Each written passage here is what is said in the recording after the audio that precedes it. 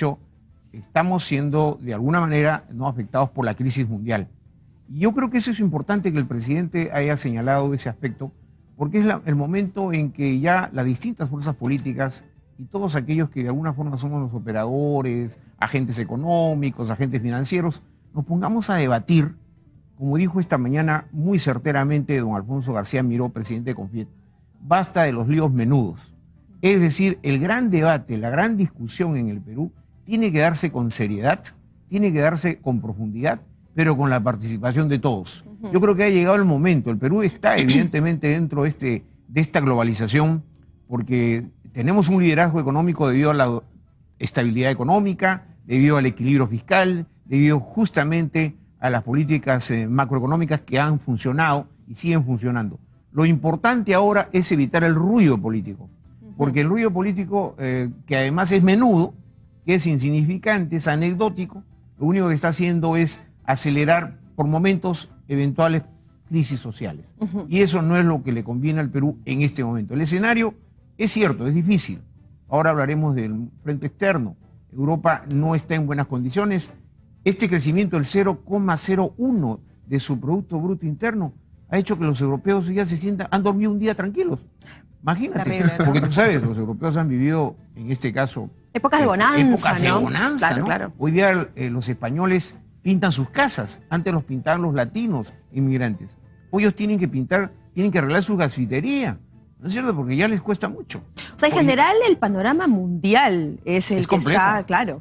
Ahora, y como siempre hemos dicho aquí en programas pasados, nosotros no estamos alejados del mundo, por el contrario, ¿no? Somos parte de, y todo lo que sucede... Nos hemos posicionado con esta política económica, nos hemos posicionado en ese espectro internacional y mundial, de tal suerte que estamos, si bien es cierto, aún no calificados como el primer mundo, porque nos falta muchísimo por recorrer, sin embargo, somos un país líder, entonces ya tenemos que pensar en esos términos. ¿Pero qué significa lo que dijo nuestro presidente hace poquito? Digamos, sus palabras fueron como que ya está llegando, ¿no?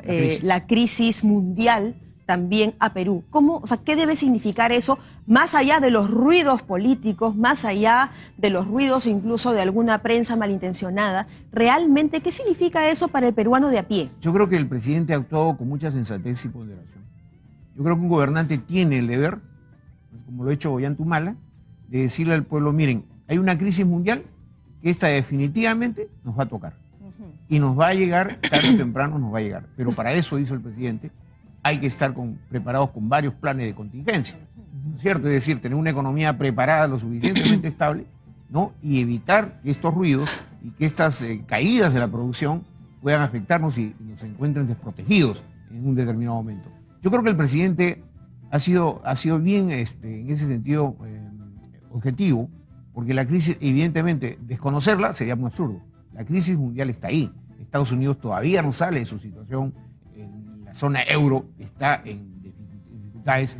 Y América Latina como que está más o menos dividida entre países con altos niveles de inflación, como Venezuela y otros, y nosotros que tenemos una inflación pero bajísima, ¿no es cierto? Pero con un crecimiento, fíjate, yo diría realmente aceptable. Si llegamos incluso este año a tener 5%, es un gran éxito. Wow. En medio de la crisis mundial. Mira que se está enfriando la economía en China. China es un enorme productor, ¿no es cierto? Y sin embargo ha entrado en un proceso de enfriamiento. En buena medida lo que se podría hacer, no sé, ya como acotación, es potenciar nuestro consumo interno, ¿no? Nuestro mercado interno, claro, hay que potenciarlo, ¿no? De repente, está bastante bien, ¿ya? Sí. Lo que hay que hacer... balancear las importaciones quizás. Exactamente. Y potenciar lo nacional. Hay que potenciar mercado externo. Entonces en eso hay que producir, para entrar en competitividad y en competencia, buenos productos. Ahora, una observación y a referencia a lo que decías, ¿cómo nos afecta la crisis mundial? El Perú basamos este crecimiento, entre muchas cosas, en nuestra capacidad de exportación, ¿no? Tanto en textiles como en agroindustria. Y cada vez hay menos consumo externo, ¿no? Cada vez se nos requiere menos. Yo leía unos datos, hace poco leía en un diario económico que el Perú, dentro de otros países andinos, tienen, digamos, la obligación por los tratados de libre comercio de cubrir el 2%, nada más, del consumo textil de los Estados Unidos. Es decir, que Perú, Colombia, Ecuador, juntos, ¿no?, como países andinos, deben satisfacer el 2% de la necesidad de consumo a nivel de textil, a nivel de productos textiles, de ropa, básicamente, al pueblo estadounidense. Y es tan grande esa demanda, que ahora un poco se ha limitado, que el Perú, junto con otros países andinos, no está en la capacidad todavía de poder abastecer ese 2%. Cierto. Miren lo que estamos hablando. Claro. Entonces, Claro. imagínate, si eso hace de alguna manera que hayan nuevos peruanos prósperos, nuevos peruanos emprendedores, peruanos con mayor liquidez hoy en día, con más divisas, y luego se nos va reprimiendo, se nos va de alguna manera requiriendo menos, ahí empieza a estabilizarse, me imagino, pues, ¿no? Claro, lo que pasa es que el escenario en este momento internacional, en el ámbito económico-financiero, es bastante sensible, ¿ya? La primera razón por la que se ha dado la alerta temprana, por decirlo de alguna manera, en economía, el ministro de Economía, Luis Miguel Castilla, ha dicho, vienen vacas flacas, ¿no? Por un momento hay que estar preparados. Claro, claro. Yo creo que, mira, el problema principal de nuestro país es que en cuanto al 60% de nuestra exportación está básicamente señalada por la exportación de minerales. Los minerales que eran demandados por China, por ejemplo, el cobre, ¿no es cierto? El hierro, oro y plata, pero todos esos minerales, como el cobre, por ejemplo, caído un 10%.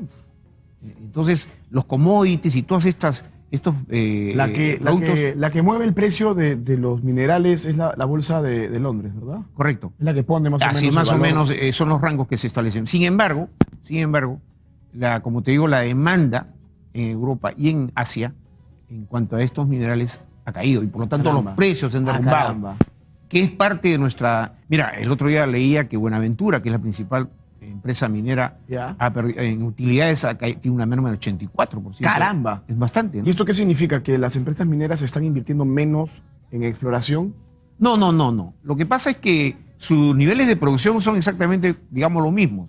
Sino que al momento que tú vendes un mineral, ¿no? Y lo vendes entre mediano y corto plazo, ¿qué pasa? Que a la hora que en el mercado mundial caen los precios, lo que va a recibir la empresa y lo que va a recibir el Estado vía impuesto a la renta, vía impuesto general a las ventas y para las regalías y los canon, ahí viene la merma. Por eso que se está creando este famoso fondo de estabilización, que el gobierno lo ha anunciado, y que esto permitiría justamente a los gobiernos regionales entrar en un proceso de reacomodo, un reacomodo necesario y urgente. Tú sabes que muchos gobiernos regionales no han gastado todo lo que tenían. Entonces es el momento ahora de hacer las inversiones correctas, pero dentro de ese marco no solo de transparencia, porque tú sabes que a veces en medio de la crisis a alguien se le va las uñas y a las manos, ¿no? Entonces hay que ser transparentes, hay que tener una política muy clara de lucha contra la corrupción en estos casos. Cuando las crisis se presentan en el mundo, siempre aparece la corrupción. Ahora, usted ya para antes de irnos al corte, nos vamos a un corte, sí, y regresamos. Te dejo una pregunta y nos vamos al corte. ¿A ti te parece, Alberto, que la mayoría de presidentes regionales o de las regiones están administrándose bien o que están en la capacidad de poder administrar bien? Porque es una tendencia, ¿no? Ha sido una forma de no utilizar todo el presupuesto, ¿no? Y si no lo utilizas es porque no estás de repente habilitando programas en donde gastarlo. ¿Le contesto después? Por favor. Bueno, nos vamos al corte entonces y regresamos rápidamente aquí en Bien por Casa para seguir conversando con Alberto Cuquín. No te muevas, no te vayas.